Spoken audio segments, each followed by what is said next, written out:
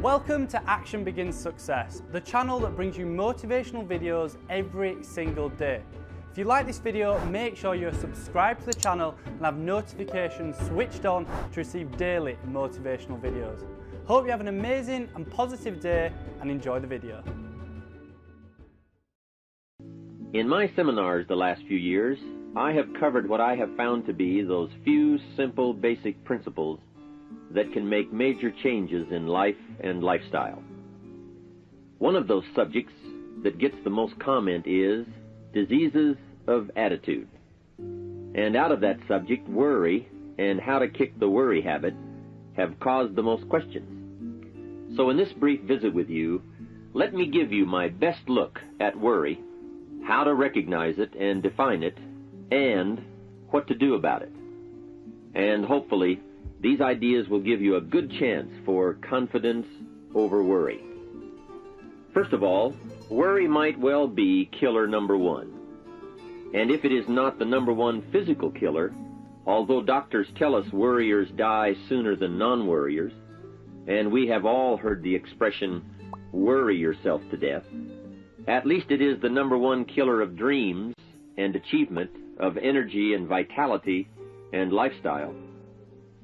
I know the damage and effect of this killer, worry, firsthand.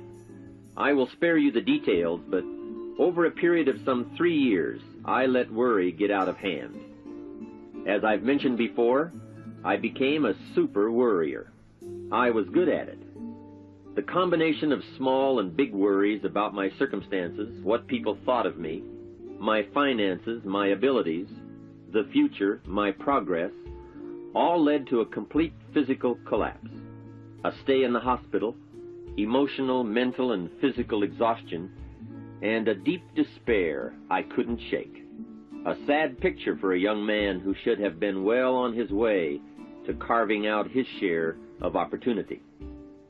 I am happy to tell you that good fortune came my way, and as many of you may be aware, I met a man, Mr. Earl Schoaf, with his ideas and inspiration and the help of a very close friend. I worked my way past the minefields of worry and disaster and out into the clear air of mental sunshine.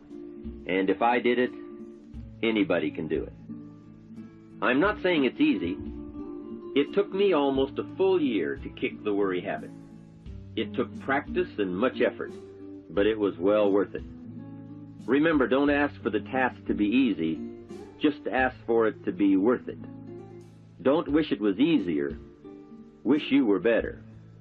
Don't ask for less challenge, ask for more skills. Don't ask for less problems, ask for more wisdom. It's the challenge that makes the experience. And life and its color and meaning and adventure for you is this collection of experiences. To wish them away is to wish your life away. So let's get to worry and what it is and what it does, how to define it, and what to do about it. And let's do it with eager, high hope that it won't be long until you will be free of the worry habit and on your way to the life and lifestyle that you want. First of all, let's define worry. There are many ways we could describe it. Worry is fear painting pictures in your mind. And if you watch that mental movie too long, you get a false picture of how things really are. Worry is a mental broadcasting station, and more often than not, it is false or at least distorted propaganda. Worry has that sneaky way of stopping short of giving you all the facts. Worry is often the trickery of mentally filtered facts on the negative side, and the bold declaration that these are all the facts. Worry has the mental audacity to suggest that the elevator only runs one way, down. Many times worry is a 5-alarm bell for a wastebasket fire. And worry is a depletion of constructive emotion. It's wasted mental energy. It's like letting the starter run the battery down when the car won't start. And worry is most often a lack of all the facts, a lack of full understanding, a lack of total information, and an unpreparedness of ability knowledge, talent, courage, faith, and all the other virtues. That should give us a better definition of worry, and remember, left unchecked, it can become like a mad dog loose in the house, and the sorrow and pain and regret is too large a price to pay not to do something about it, and to do it now. You see, if you contemplated the total sum of human suffering long enough, it would drive you mad. You must understand how life is: human suffering, man's inhumanity to man, war, disease, poverty. But it must be in what I call its rightful ratio of your mental and emotional time. So much for what worry is. The next question is, what can I do about it? What is the first step? My best advice on this is to first recognize worry for what it is, admit what it does, and then decide you now want to be free. It first starts with decision on your part. And may I add, well, you should decide. Why let worry continue to take money out of your pocket and bank account? Why let worry any longer keep you from becoming all you can be? Why let it rob you of better friendships, better business, better profits, better results, better communication, better family relations? Why impose your worry on others any longer? It's a burden you can get rid of, and a monkey you can get off your back. Why not be rid of those sinking, nagging feelings that all is not going to be well, that you can't do it, that it won't work out for the best? Worry is undue concern that takes up too much of your mental and emotional time. Now, we must all be concerned. Hey, life is no joke except to the jokers. Life and how to live it is a serious matter. It is risky, full of peril, and there are constant threats to the good we want and to the pursuit of happiness. However, it is undue concern, or concern that takes up too much mental time, that begins the harm.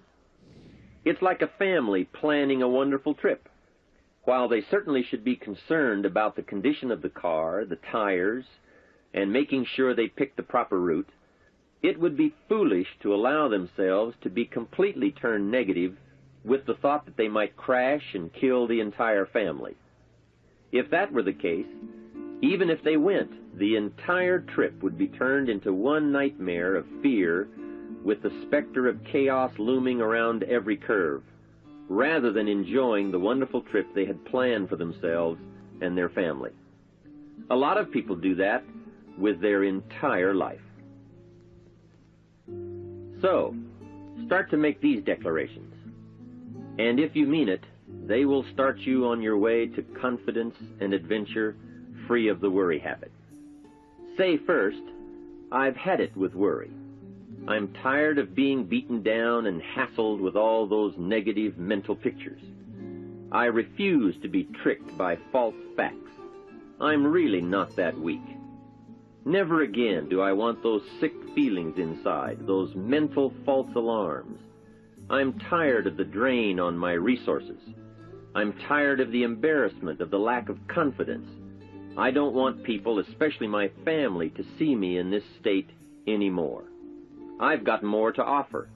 I refuse to let my life be short-circuited any longer by letting my mind run wild with a distorted view of the facts, whether I bring it up or if it comes from someone else. Prove it to yourself. Think back over all the things that you worried about, all the fantastic, catastrophic events that your well-meaning advisors had told you were going to happen. Be pleased that none of them ever happened to you, or else you would not be alive today. 90% of the things you worry about never happen anyway.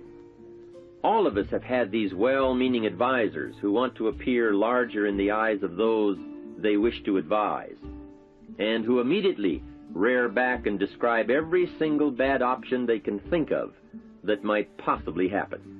By the time they have finished, the one who has come for some confidence and some help wonders why he even bothers to live anymore. And the fact is, those things are never really going to happen anyway. Bring to question now what your mind tells you or what others tell you, and pledge not to go for false alarms. "I've had it" is a good beginning. This first step will start you arguing with your worry thoughts. Soon you will start to examine your fears and worries to see if they are valid, and you won't let your mind play those mental tricks any longer. It is possible to destroy any emotion you have, including worry and fear, by a very simple process, and that is, analyze it to death. Drag it out on the table and look at it. Weigh it against all of your past experiences. Make sure this one can stand against all the past facts you have. You will now start to use worry instead of letting worry use you. It's a beginning, being in control instead of out of control. You will now let concern and the first signs of worry prompt you to learn, ask questions, and look at all sides in order to evaluate true, positive, constructive action. Now you can say, "I will let fear advise me of the facts, but I won't let fear tell me these are all the facts. Nor will I let fear determine my reaction to the facts.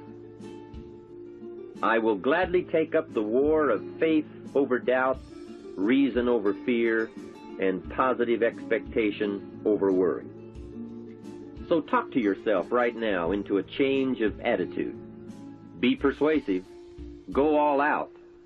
Show yourself the hell if you don't, and the good life of answers and progress if you do.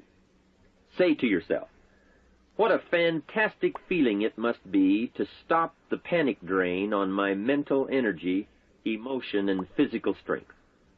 Imagine putting all that saved energy and emotion and strength into my action plans for the good life." Hey, accept the challenge. Believe your beliefs, doubt your doubts, stay on the campaign to give worry a bad time. Like being your own conscientious judge, say, "I've had it with the presentation of a one-sided story. I sustain the objection that worry has failed to bring out all the facts. I despise these mental courtroom maneuvers that try to belittle my client, me. I demand the whole truth, and if worry will not be silent, I may cite him for contempt of the court of reason." Call up that scene often when worry wants to hassle you with the same old tricks and the same old results. It will work every time. Okay, let's move on to some really positive steps.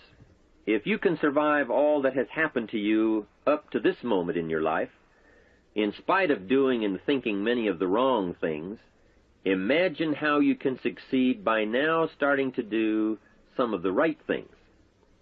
First, the best answer to worry is confidence, and confidence starts first with awareness. Here is one of the most important lessons in life to learn.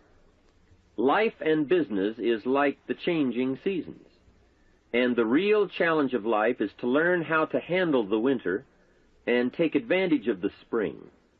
In short, that's it. You see, winter always comes, but so does the spring. Night follows day, but also day follows night. Sure, the tide goes out, but it always comes in. Opportunity follows difficulty as surely as difficulty follows opportunity.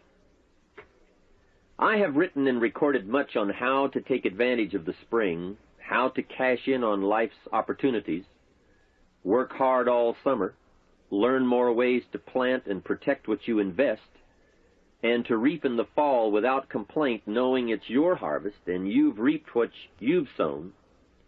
For this subject, however, let's talk about how to handle the winters, those times when worry, like winter, takes its heavy toll. So, we tell it like it is. Winter always comes. So does the night.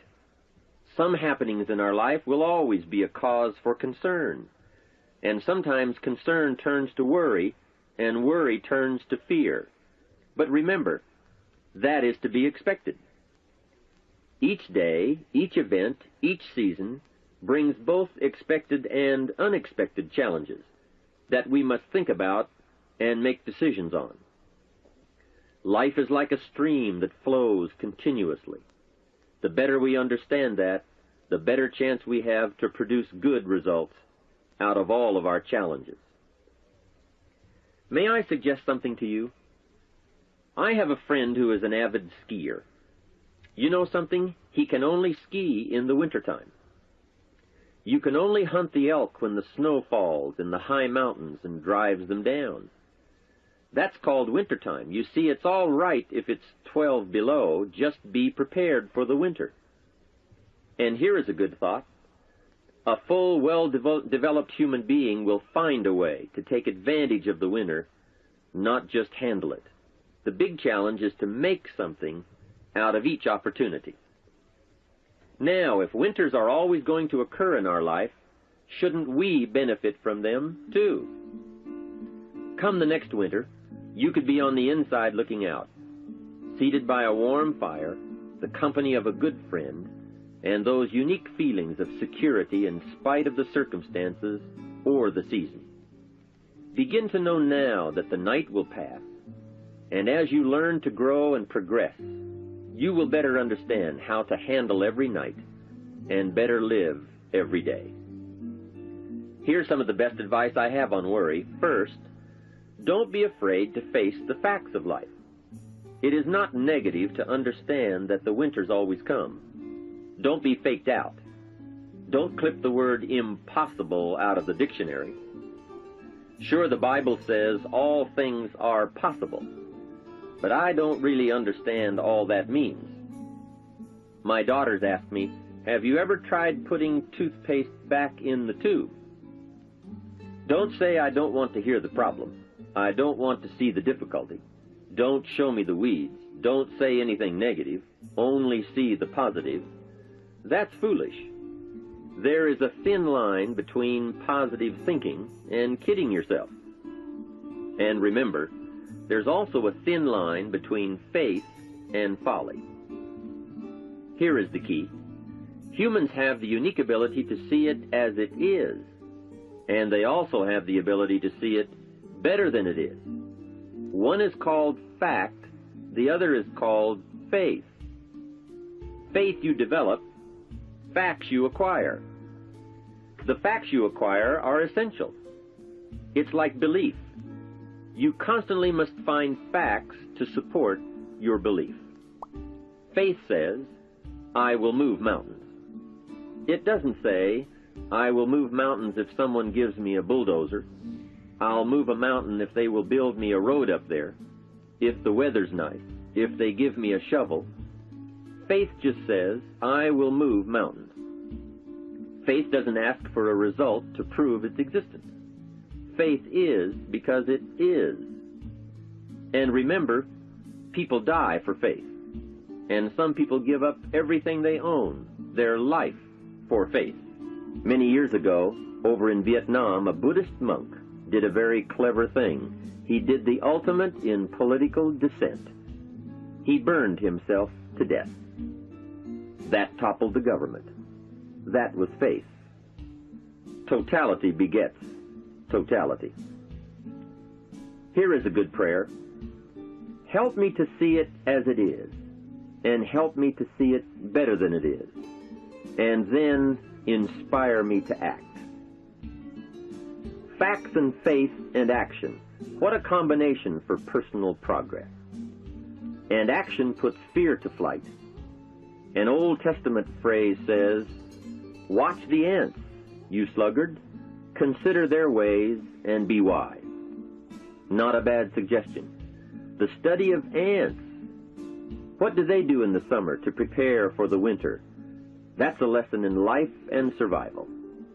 Happiness, wealth, peace, security, success, safety, friendship, reward, results, and all human achievement comes from a growing ability to understand and handle the changing seasons.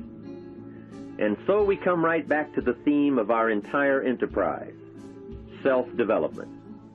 Learn to work harder on yourself than anything else. The key to all success in economics or mental health is self-development. It will all change for the better when you change for the better. It's what you become that really counts. And you are the only variable. So a good statement is, you can't be all positive. You can't be all confident. You can't be all faith. But confidence and faith and courage and inspiration can dominate worry and fear. Physical and emotional forces are always at work, and something will win and conquer. Make sure you give yourself the best chance to get mental and emotional domination over all of your challenges.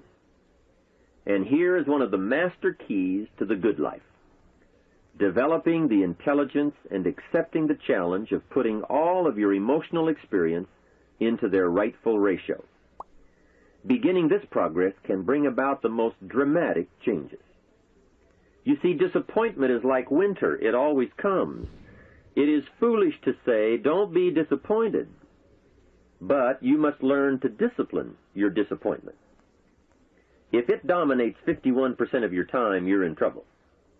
Continued heavy disappointment is like 12 months of winter, and 12 months of winter leaves very little alive.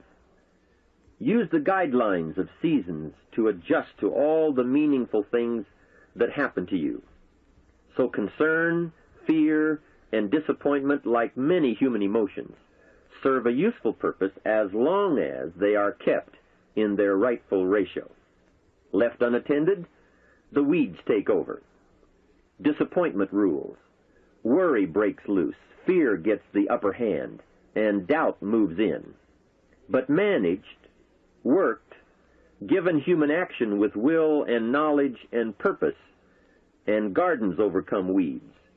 Faith overcomes doubt, and confidence pushes worry into a small place.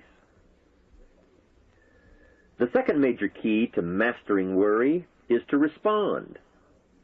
Build up inside of you that heavy desire to be free, to get on with building your life and lifestyle. Too much is waiting to delay. Take a new look at your opportunities.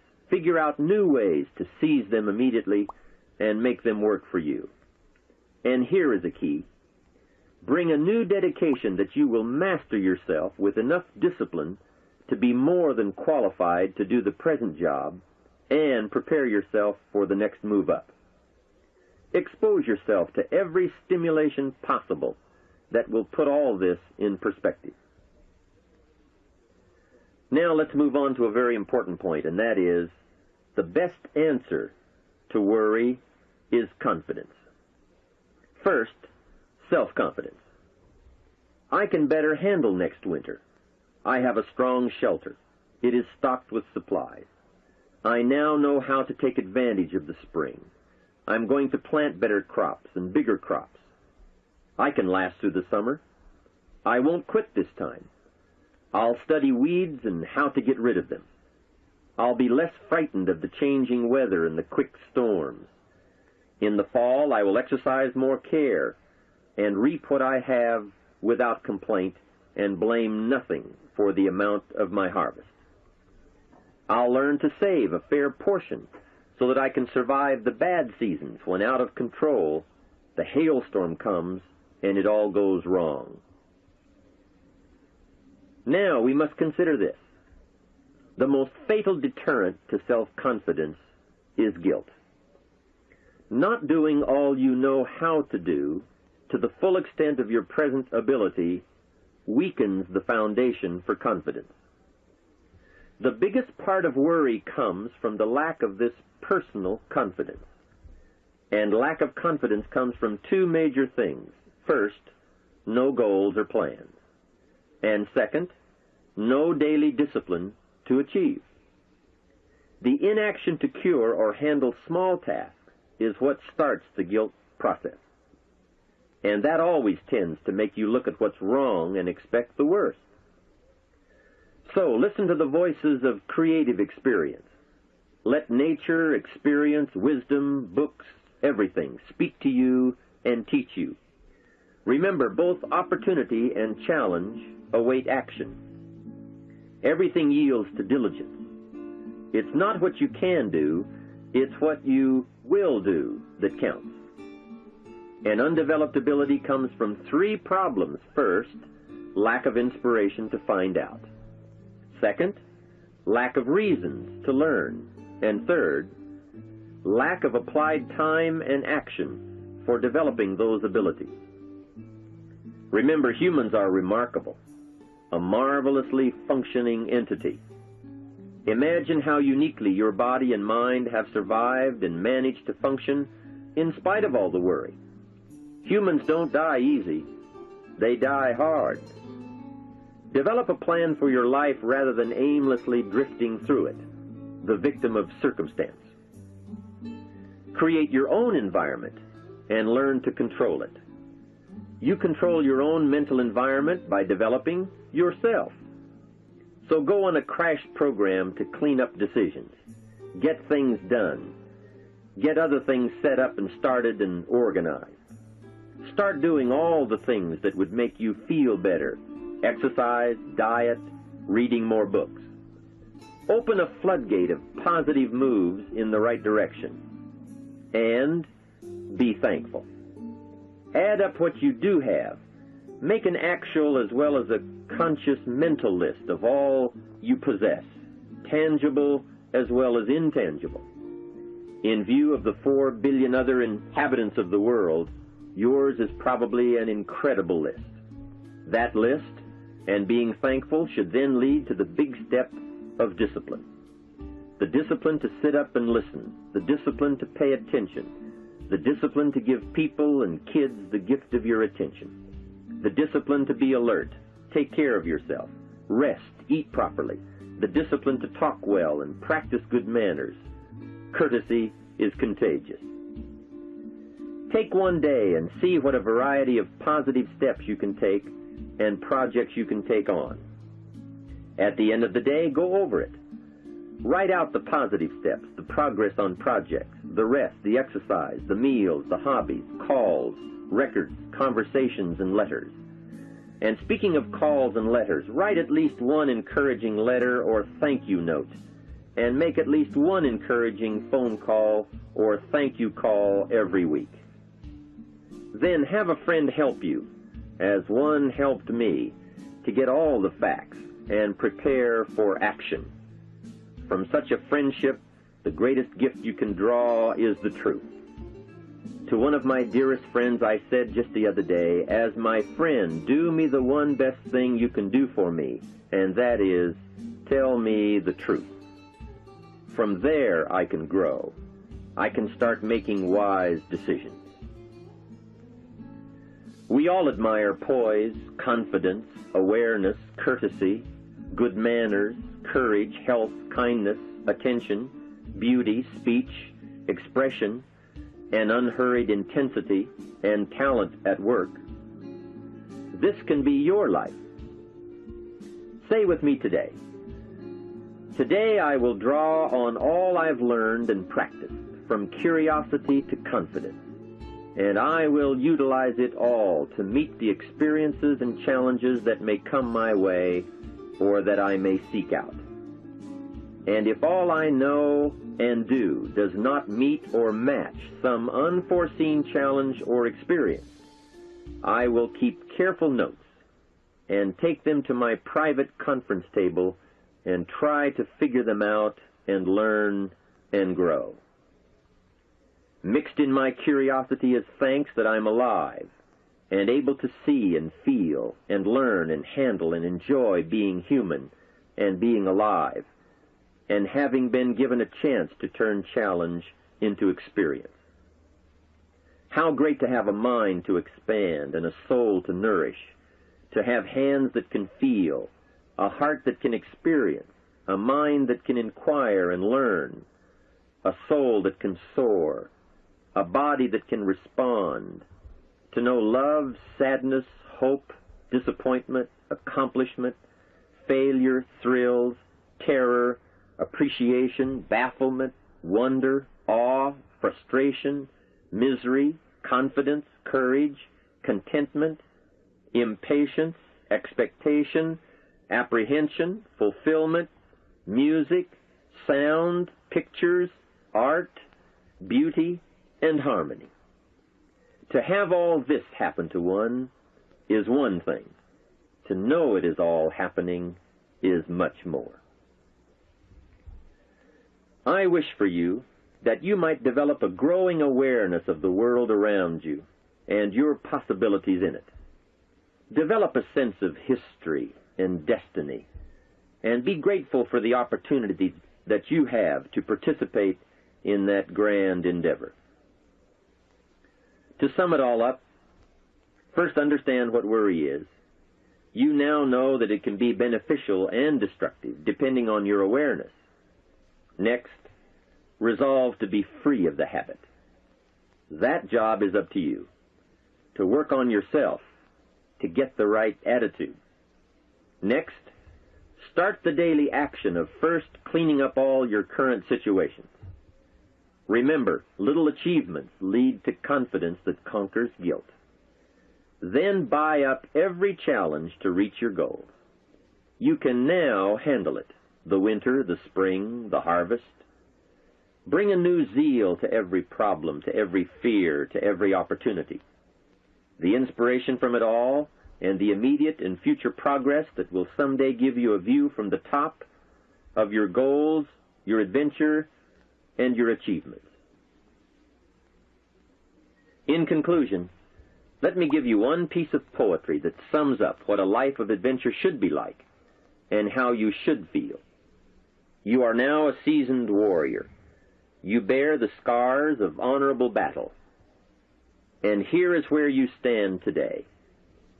The familiar words of William Henley, "Out of the darkness that covers me, black as the pit from pole to pole, I thank whatever gods may be for my unconquerable soul. In the fell clutch of circumstance I have not winced nor cried aloud. Under the bludgeonings of chance my head is bloody but unbowed. It matters not how strait the gate, nor charged to punishments the scroll. I am the captain of my fate, I am the master of my soul." From all of my staff, and from myself personally, I want to thank you for listening.